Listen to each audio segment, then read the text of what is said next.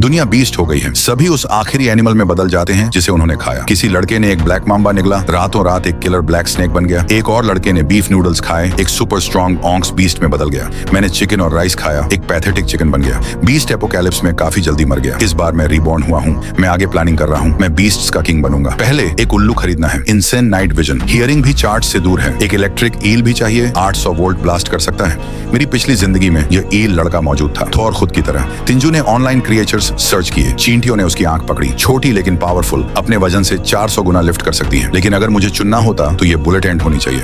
Bullet ants build different है। पृथ्वी पर top 10 सबसे वेनोमस, पावर और स्पीड चेक, लेकिन डिफेंस ट्रैश है। एक स्क्रैच और तुम डन हो। मेरे शरीर को स्टील जितना हार्ड बनाना होगा। Ultimate defence tartar great. Tartar greats basically immortal हैं, केवल तभी मरते हैं जब सूरज एक्सप्लोड होता है। प्लस वे हर जगह हैं, वर्ल्ड वाइड पाए जाते हैं। पाना आसान है, लेकिन यहाँ प्रॉब्लम है। ये चीजें स्पेस में सर्वाइव करती हैं। मैं इन्हें कैसे मारूं, फिर इन्हें कुक करूं? ऑनलाइन कुछ इन्फो मिली। रिसर्च कहता है कि ये सिंपल है। यूवी स्टेरिलाइजेशन काम करता है, 15 मिनट ट्रिक करता है। हीट भी काम करती है। स्टीम या डायरेक्ट फायर दोनों उन्हें मार देंगे। इस इन्फो के साथ आर्म्ड होकर किंशु काम पर लग गया। फेट बदलने के लिए 3 दिन बचे। हर सेकंड काउंट करता है। परफेक्ट बीस्ट मील प्रेप करो। वो फार्म्स के चारों ओर गया, मॉस इकट्ठा करने के लिए जंगलों में। मॉस इकट्ठा करते समय आगे कुछ मूव हुआ। एक 4 इंच प्लैनेरियन वर्म। वेट, मैं इस चीज को जानता हूँ। पागल रीजनरेशन पावर्स खुद को हील कर सकती हैं, लिम्स रीग्रो कर सकती हैं। अगर मैं उस एबिलिटी का इस्तेमाल कर सकूं तो मैं अनस्टॉपेबल हो जाऊंगा। उसने जरूरत की हर चीज इकट्ठा की, घर गया और वर्म को जिंदा रखा। फिर मॉल में यूवी स्टेरिलाइजर लैंप खरीदने के लिए अपनी बाइक चलाई। मैंने कई ब्रीडर्स से संपर्क किया। अगर वे सभी ट्रेड करने के लिए सहमत होते हैं तो मुझे उल्लू और बुलेट एंट्स मिल सकते हैं। ये सब संभालने के बाद शाम लुढ़क गई। डार्क होने से पहले तिंचो ने स्कूल से एक माइक्रोस्कोप उधार लिया। Beakers, flasks, droppers, lab equipment पकड़ा।